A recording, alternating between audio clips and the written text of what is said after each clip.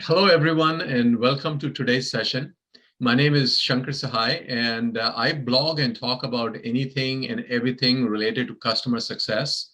It could be, best practices, challenges, careers, technology, customer success ops, which is very close to my heart.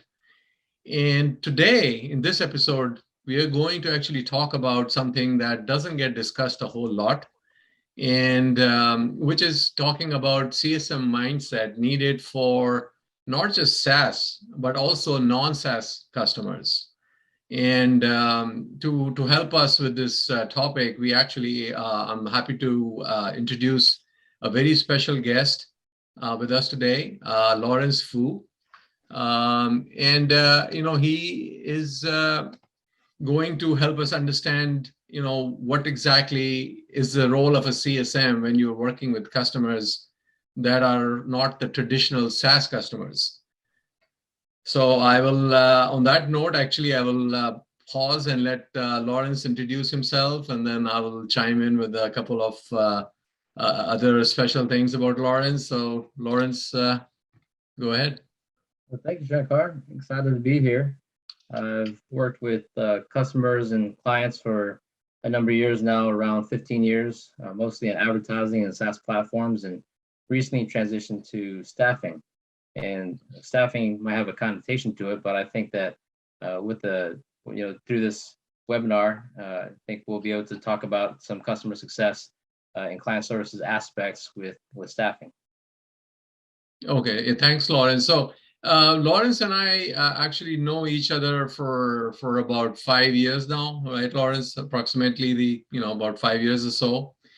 And when I first met Lawrence, he was single, and since then, he's gotten married and has a new kid. 1 year or 6 month, I think it is, 6-month-old daughter now.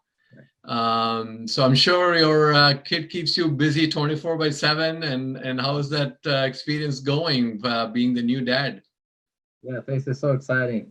Everybody that has a kid has gone through it before, but this is my first, and so it's going through the experience for the first time. And I'm lucky to be working from home. I'm glad that I could take a 15-minute break and go to the living room and squish the baby a little bit, come back refreshed. It's a lot of fun. Yeah, no, it is. I mean, thankfully, my kids are much older, so I can fully empathize with you looking at the rear view mirror. So, well, thanks for coming. I know it's tough. People are super busy, and so thanks for joining. So actually, Lawrence, maybe I think I would like to start with, if you can just describe your current role for our audience, so they can kind of get a better sense of what you do in your kind of day-to-day job. Sure.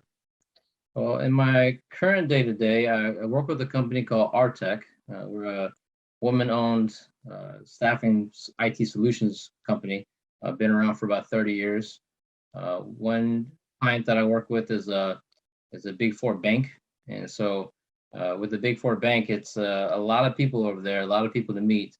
In my current role, I'm a business development a client services manager, customer success manager, a business development representative, whatever you want to call it, really. It's really more about servicing the clients at the end of the day.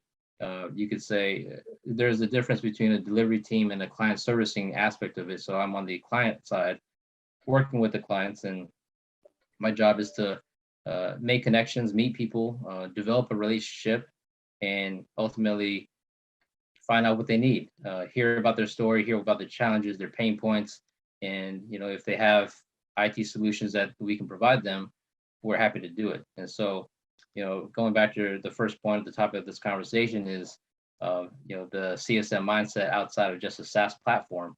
And so I think from my previous experience with client services, I think that's transitioned pretty well over to the world of HR recruiting.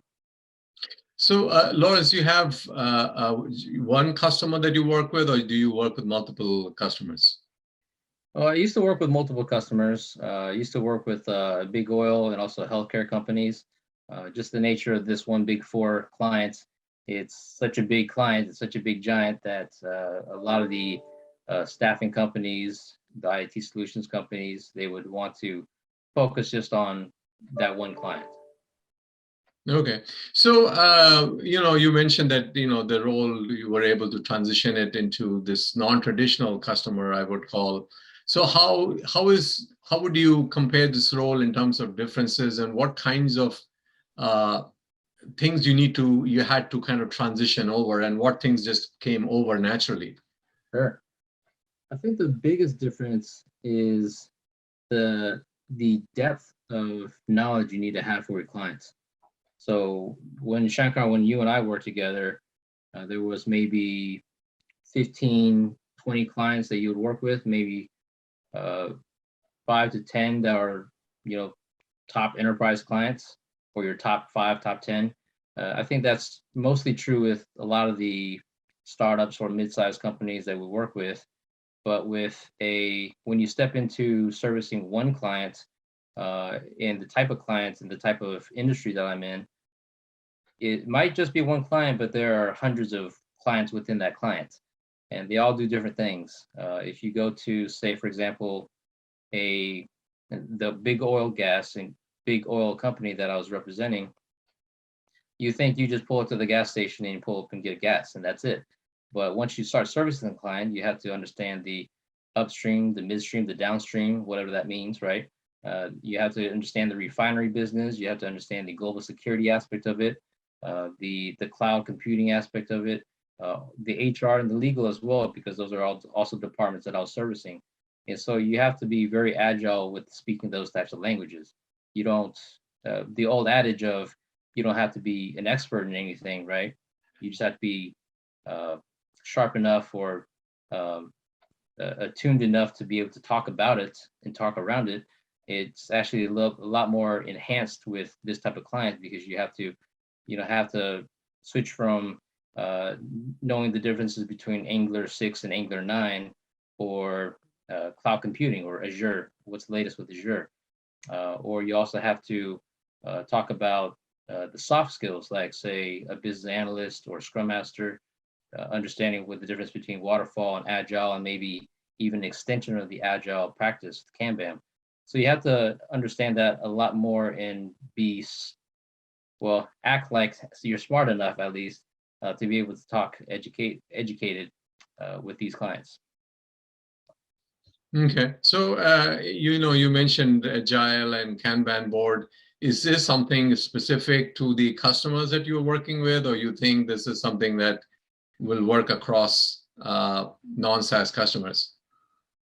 That's a good question. I think that's morely the technology, the SaaS customers. Well, let me go back. It's actually probably, as a client services person, client services manager to a SaaS platform, you don't have to ever talk about Agile or Kanban. That's not in your world. You have to service the platform. And then so with the technology people, the actual engineers and developers, then you have to know about it. Then you have to talk about it, talk around it.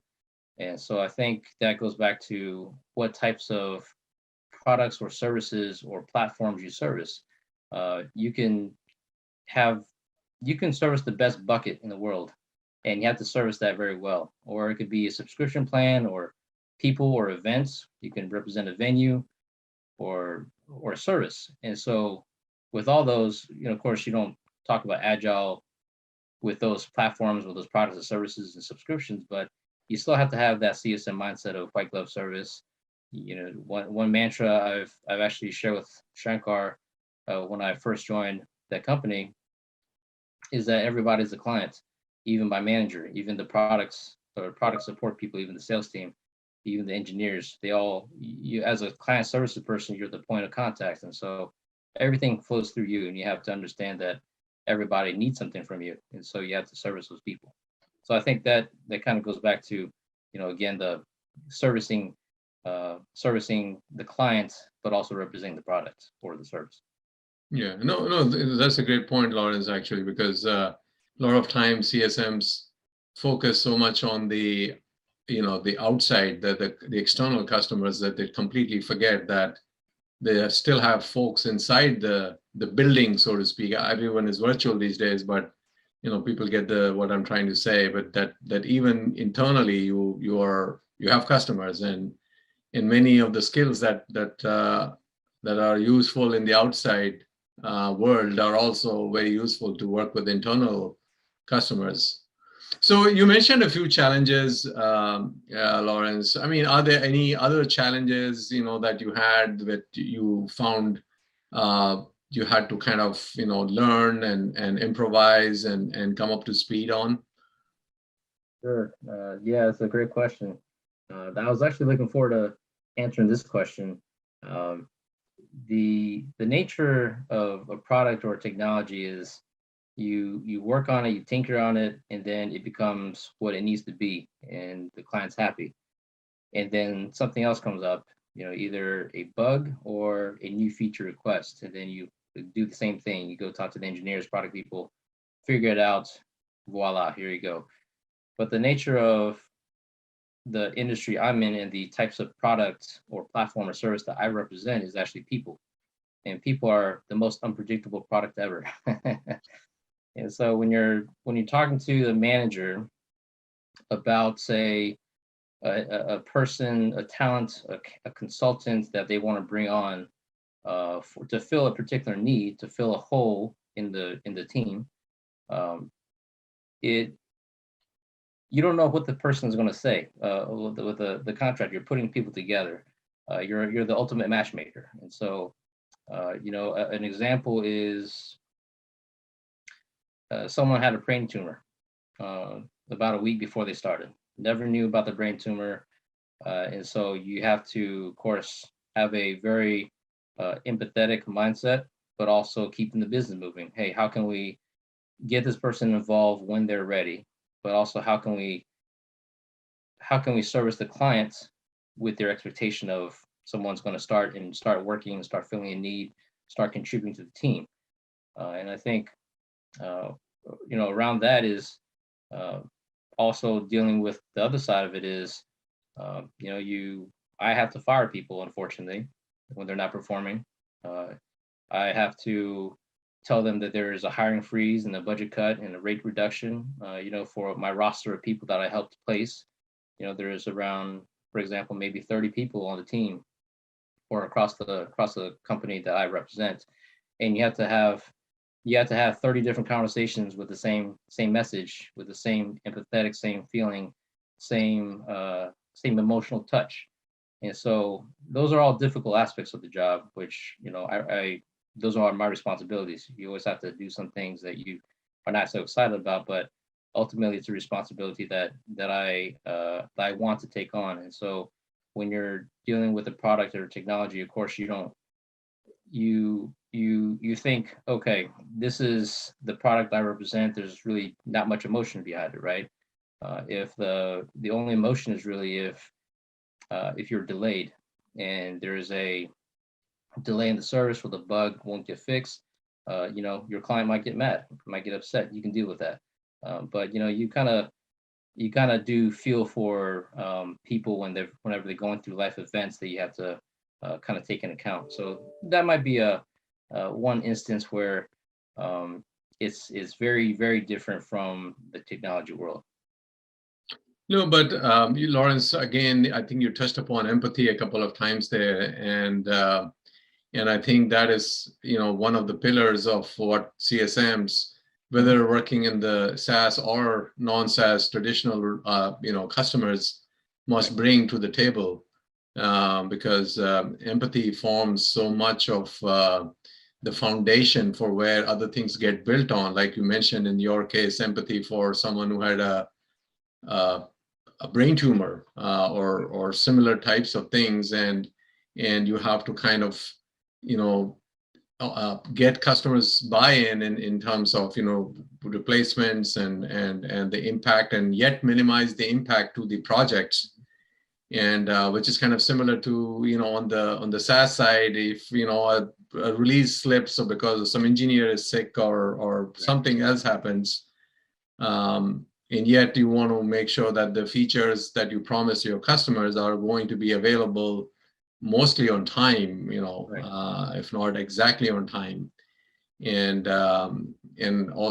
trying to represent the customer to your developers in the SaaS world, and in this case, representing the side of your talent that you place with the customers. So empathy, absolutely, I feel is one of the strong pillars of succeeding as a CSM. Are there other anecdotes, Lawrence, that you feel would be educational for the audience to try and be in your shoes for a few moments? Sure, sure.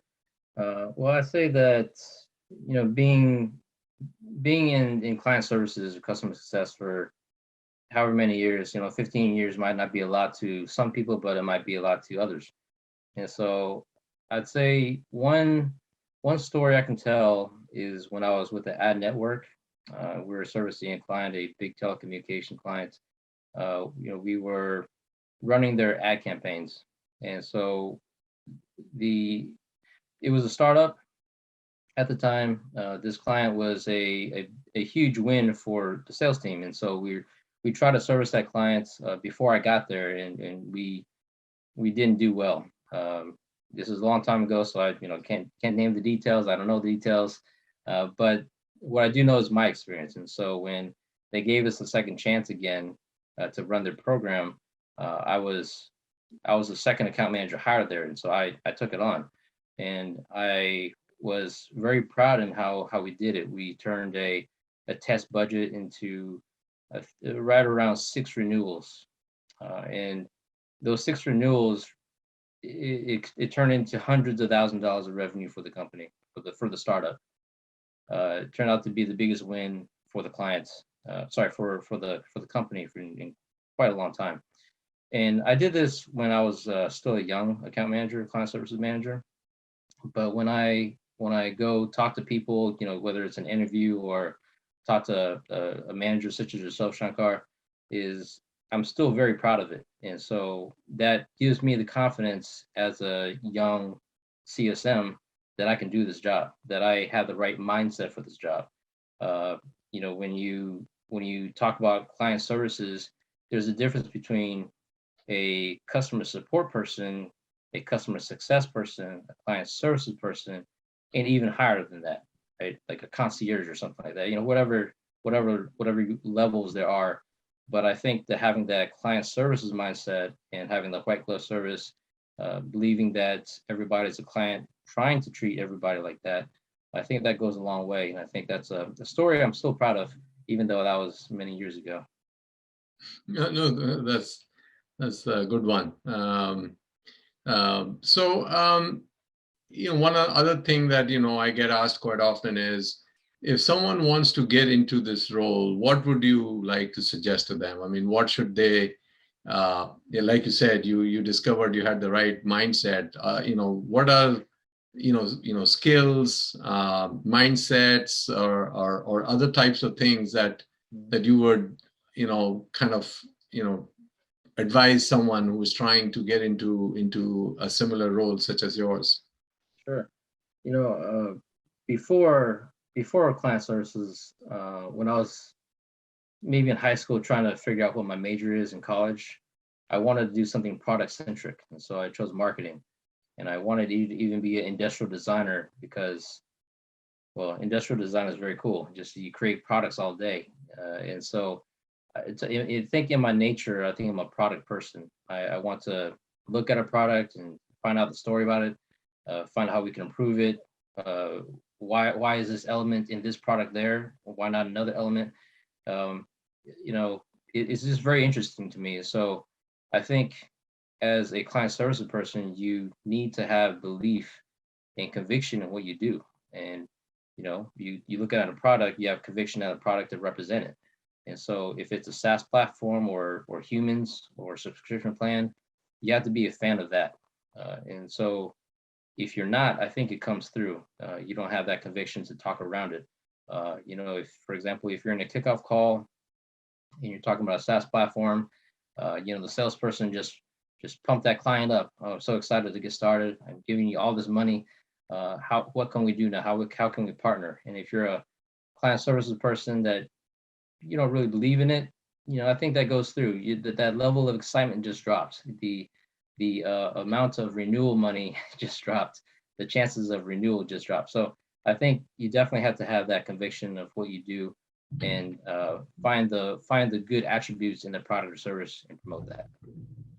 Okay, no, that's true. I mean, if you're not have conviction, as you said, or have the passion, um, don't do it, because customers will figure it out, and it will show in renewals and higher churn and lower renewals, and Right. and it will just kind of get you in trouble. Yeah. So Yeah, and kind of like when we're talking about the types of products you represent, if you don't believe in the world's best bucket, if you have no interest in buckets, then you shouldn't be representing a bucket. Go find something else that you're passionate about, that you want to represent. So it could be, if you're passionate about events or vacations, find those clients that need those vacation packages that you can represent. Clients are still, customers are transactional and clients are renewal based, subscription relationship based. I'm sorry to say relationships based. And so as long as you can find an industry or an event or a product or service or whatever it is that is relationship based, then you can definitely do the client services role. yeah, no, excellent point, Lawrence. Very relevant in today's world. Um, so one quick thing on the future of this role. Do you see this role continuing as is? Do you see this role evolving, in terms of tools maybe, or have you felt that, this is a transitionary phase, or this is something that is going to grow? How do you see the future of your current role? So my current role, and then there's SaaS and technology. I think with my particular role with servicing clients in an HR setting or a staffing setting or technology setting, it's very cyclical. I don't think the process really changed too much, but it's really more about the technologies and the methodologies. And so, like I mentioned, Angular 9 is the newest Angular, and then there's going to be Angular 10 later on, and then there's Azure Cloud. Cloud's been around, but it's relatively new in terms of big companies adopting it and how they adopt it. You can get the product roadmaps, and you talk about road mapping. It's very interesting to learn more about. But then there's also methodologies. A lot of companies, they're going from waterfall to agile, the transformation, so they need an agile coach. They're talking about Kanbans, and they're talking about Scrum teams and all that. So the technology and the methodologies, I think, will continue to evolve. I think maybe more metrics driven as well.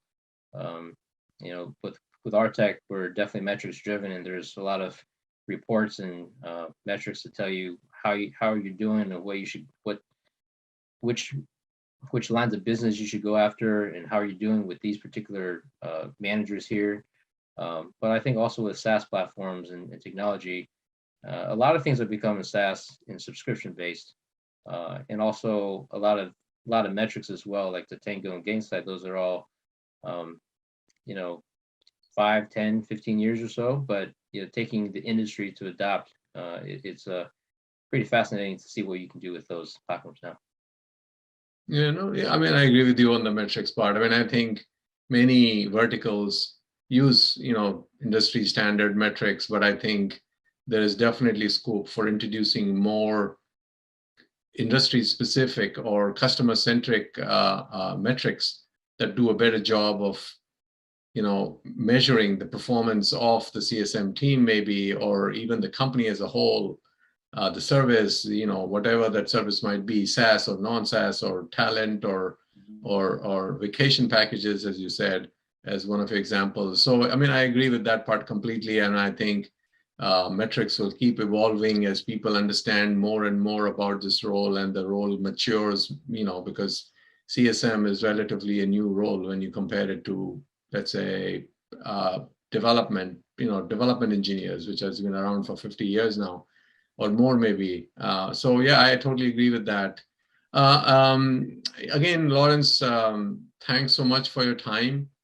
I know, you're super busy, and and I think you made some great points. I really loved, you mentioned empathy a couple of times, which I think is critical for CSMs. And other, big takeaway I think was the point you made about passion and believing in the product or the service or the SaaS or whatever it is that you are associated with, and taking that role only if you have a passion for what you're doing, because it's not like development where you can kind of hide somewhere maybe, because everything you do is visible to internal customers, to external customers, and it all starts showing up eventually. So I think passion, empathy, and focusing on the customers are probably the big three takeaways. I mean, for me at least, and I'm sure the audience will find some other big takeaways as well. Again, for the, people watching, please follow the InfoIV page on LinkedIn to get updates on the next episodes. And also, if you just want to get some great customer success content, we post on this page all the time. So please follow InfoIV page on LinkedIn.